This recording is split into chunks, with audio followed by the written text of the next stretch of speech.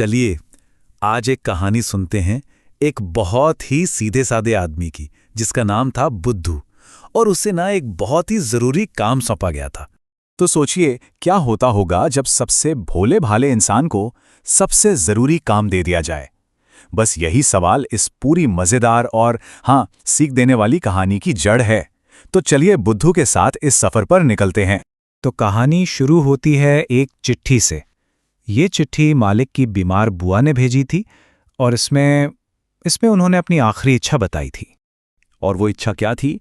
बुआ जी ने लिखा था कि मरने से पहले उन्हें गांव का वो खास खजूर वाला गुड़ खाना है। बस इस एक लाइन ने बुद्धू के इस सीधे साधे सफर को एक बहुत बहुत जरूरी मिशन में बदल दिया।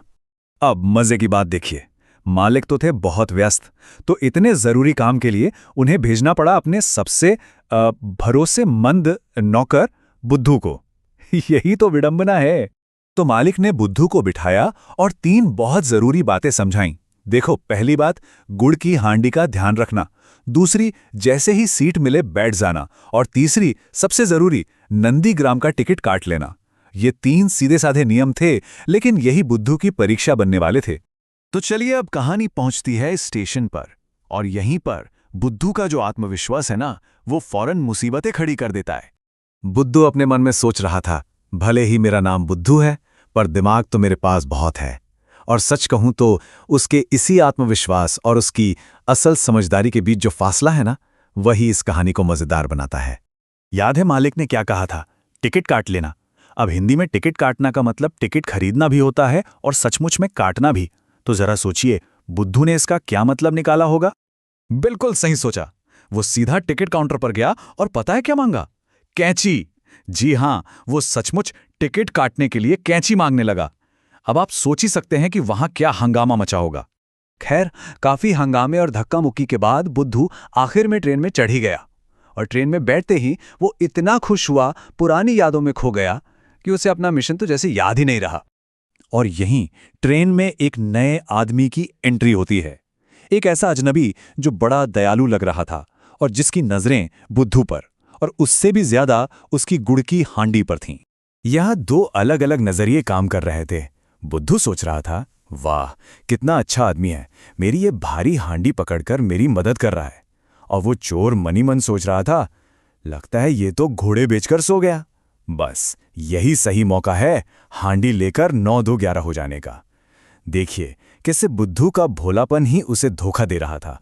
तो हुआ ये कि बुद्धू इतना थक चुका था कि उसने अपनी गुड़ की हांडी उस मददगार अजनबी को थमा दी और खुद गहरी नींद में सो गया। और बस यही हो गई सबसे बड़ी गलती। मालिक का पहला और सबसे जरूरी निर्देश उसे याद ही नहीं रहा। अब कहानी में एक बड़ा मोड़ आता है। अगली सुबह जब बुद्धू की आंख खुली तो सब कुछ बदल चुका था। एक कड़वी सच्चाई उसका इंतजार कर रही थी। उसने एक दूसरी यात्री से पूछा तो पता चला, नंदीग्राम? अरे भाई, वो तो कब का पीछे छूट गया। ये तो रामगढ़ है, आखिरी स्टेशन। सोचिए बुद्धू पर क्या बीती होगी। वो न सिर्फ अपना स्टॉप छोड़ चुका था, बल्कि ट्रेन के बिल्कुल आखिर तक आ पहुंचा था। और मामला यहीं खत्म नहीं हुआ। जब उसने अपनी जेब टटोली तो क्या मिला?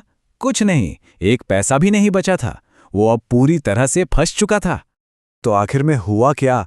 वो गुड़ की हांडी गायब थी, वो मददगार चोर भी गायब था। मतलब मिशन पूरी तरह से फेल। बुआ की आखिरी इच्छा अधूरी रह गई और बुद्धू ने वो सब कुछ खो दिया था जिसकी जिम्मेदारी उसे सौंपी गई थी। तो इस कहानी से हमें सीख क्या मिलती है? देखिए, बुद्धू की ये गलतियां भले ही मजेदार लगें, पर ये हमें जीवन के कुछ बहुत जरूरी सबक सिखाती हैं। जैसे कि लापरवाही का नतीजा हमेशा बुरा होता है। किसी पर भी आंख बंद करके भरोसा करना खतरनाक हो सकता है। और शब्दों को सुनना और उन्हें सही से समझना कितना जरूरी है। सीधी सी बात है, जिम्मेदारी निभाने के लिए हर पल चौकन्ना रहना पड़ता है। और अंत में एक सवाल, कभी सोचा है कि कितनी बार हमारी जिंदगी में एक छोटी सी गलतफहमी एक बहुत बड़ी मुसीबत की वजह बन जाती है? ये कहानी हमें बस यही याद दिलाती है कि कभी-कभी सबसे छोटी-छोटी गलतियां ही सबसे बड़े नुकसान का कारण बनती